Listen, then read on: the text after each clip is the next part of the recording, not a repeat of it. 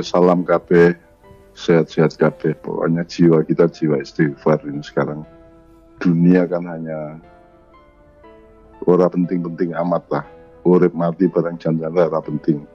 Sing penting kue oke ora karo Gusti Allah kan gitu. Bahkan itu tidak ada di dalam peradaban kita sekarang, nggak ada. Semua kan tidak semua kan ngurusin stasiun dan pasar kaget saja, tapi tidak mengurusi sangkan-paran, tidak mengurusi nasib yang sebenarnya dari makhluk Tuhan kan gitu. Jadi nek soal-soal begitu saya sangat awam sebenarnya.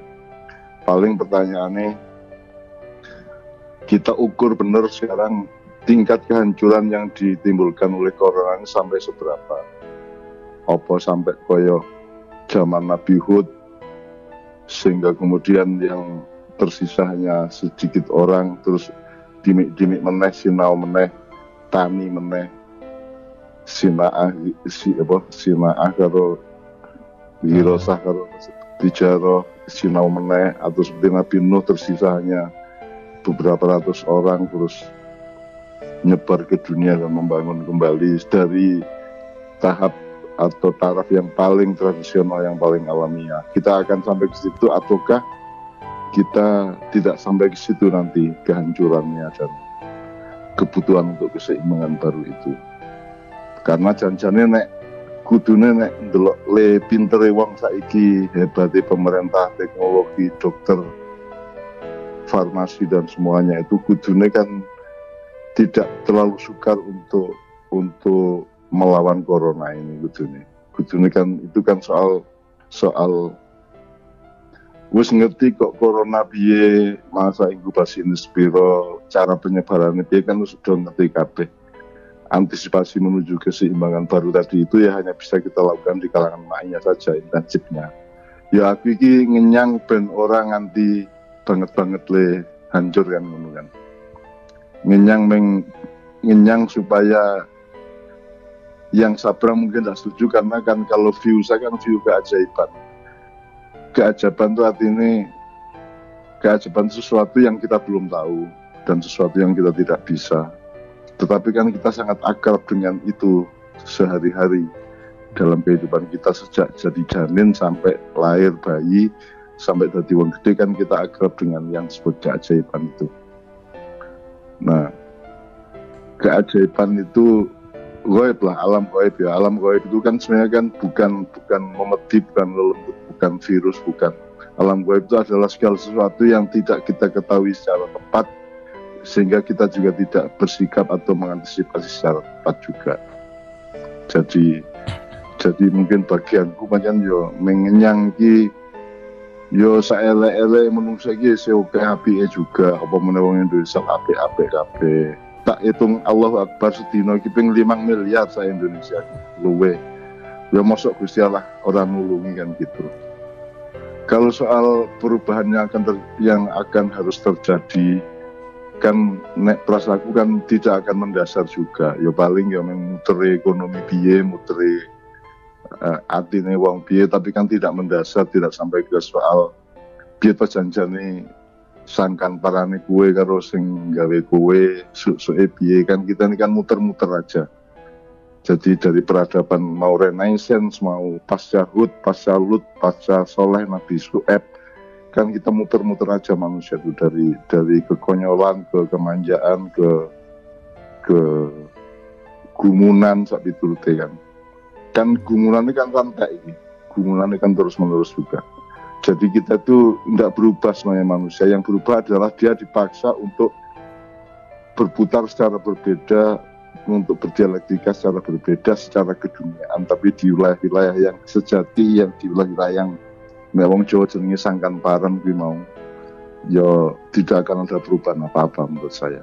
Mau Itali habis 50% penduduknya gunung jeblok, wong bujuk lanang wedok turu isih tetep dadi isih tetap ketok nganti saiki di museum di Italia sana karena gunung meledos mendadak gitu piturute.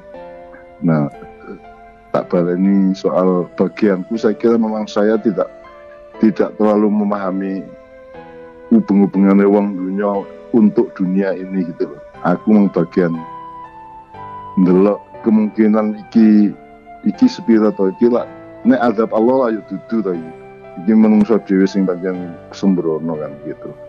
Semua tulisan saya kan juga tidak populer dan tidak relevan terhadap urusan corona sebenarnya. Saya hanya ngancani jamaah ma'iyah ben ngepake awake dalam keadaan kaya ngene iki iso luwih akurat terhadap nasibnya hari ini dan besok. Karena urip mati itu kan teknis, itu kan cuman soal ruang waktu saja dan soal transformasi aja. Meskipun tidak lantas kita bisa ngomong ke publik bahwa orang penting kok urip apa mati ya iso ya. Tapi kan ada dimensi itu, ada cara berpikir yang seperti itu. Bahwasan jane iki sing penting kowe iki ora dinusane Gusti Allah. Kemudian hal-hal yang menyangkut teknis penanganan corona, menurut saya memang di situ teruji kepemimpinan bangsa kita ini kan. Jadi nek saya itu pokoknya gini, satu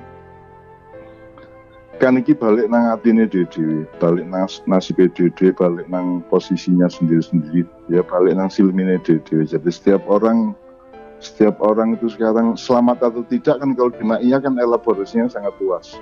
Apa sing kena kira selamat, sing ora kena kira selamat lah ya ora iso. Kan gitu. Jadi yang apakah yang mati itu tidak selamat, yang hidup itu selamat kan juga relatif. Karena keselamatan yang sejati adalah orang di perkara karo Gusti Allah. Nah sekarang perkara karo Gusti Allah sing kepriye kan sing entoke Gusti Allah, sehingga itu yang disebut qada dan qadar. Itu yang disebut qada dan qadar. Rukun Islam ke-6 itu. Artinya kita harus siap mental untuk menerima ketetapan Tuhan apapun saja bentuknya kan gitu. Dan bentuknya bukan kita yang meregulasi, bukan kita yang menentukan, tapi Allah yang menentukan.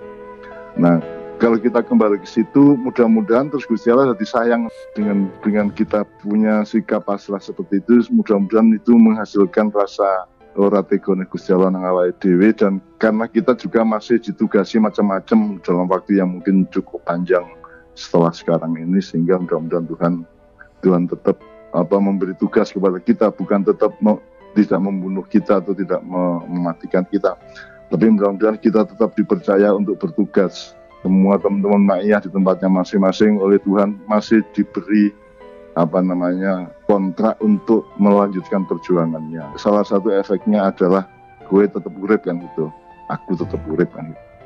Meskipun tetap saja qada dan qadar itu sejak awal sudah kita sumpahkan kepada Allah, kita akan terima qadanya maupun qadarnya. Qada itu artinya adalah hukum timbal balik dari perilaku kita di hadapan Tuhan, terus Gusti Allah nggawe vonis apa kan manut. Kalau qadar itu kan terserah Tuhan arep nguripi sapa mateni sapa kan terserah dia, itu namanya qadar. Kalau qada itu ada hubungan dialektis dengan perilaku kita. Nah, mudah-mudahan satu kowe dhewe yang ikut streaming ini mudah-mudahan selalu berjiwa istighfar. Nomor 2, teman-teman jemaah lainnya juga mudah-mudahan merupakan faktor yang menjadikan Allah menyelamatkan seluruh bangsa Indonesia. Nomor 3, rakyat Indonesia menurut saya kan rakyat yang terbaik di dunia. Dalam keadaan koyo ngopo wae mereka itu daya survivalnya luar biasa tinggi. Sedia koyo ngopo ki guyon ya toh. Menurut saya ada opsi dari Allah bahwa tidak ditolongnya manusia oleh Tuhan itu kan bisa tidak karena dia sendiri, tapi ada yang namanya syafaat, ada yang namanya barokah, ada yang namanya kolusi atau hak prerogatif kan gitu. Jadi kan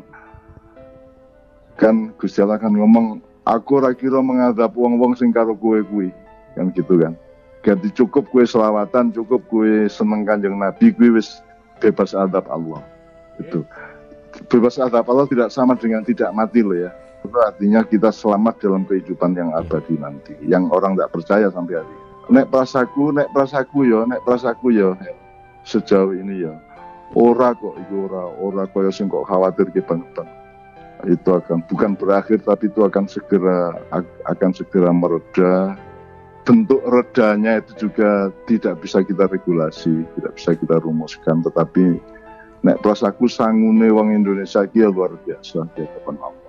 Rakyat Indonesia itu mendemenak kita, menurut saya kok Allah akan tetap memperhitungkan keselamatan bangsa ini berdasarkan lain demenak rakyat Indonesia kuwi gitu. Tolong teman-teman tiap malam selalu sholat malam dan selalu minta kepada Allah. Jadi istighfar sing akeh. Nek kesuwen astagfirullahaladzim, astagfirullah tok wae. Astagfirullah. Semoga. Terus ya dia mungkin jaluk petunjuk dan selalu niteni ngimpimu apa. Nanti ada simbolisme di situ.